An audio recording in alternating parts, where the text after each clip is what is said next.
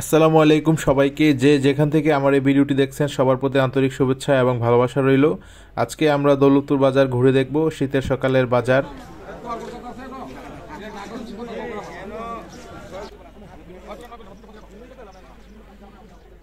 শীতের বেলা আসলে একেবারে সকাল সকাল বাজার জমে যায় 8টার মধ্যেই। আপনারা দেখতে পাচ্ছেন মাছ বাজার। আমাদের দৌলতপুর বাজারের হরেক রকমের তিতাস নদীর মাছ থেকে শুরু করে অনেক রকমের মাছ পাওয়া যায়। বাহারি রকমের মাছ, কাচকি মাছ নিয়ে বসে আছে মেঘনার কাচকি মাছ।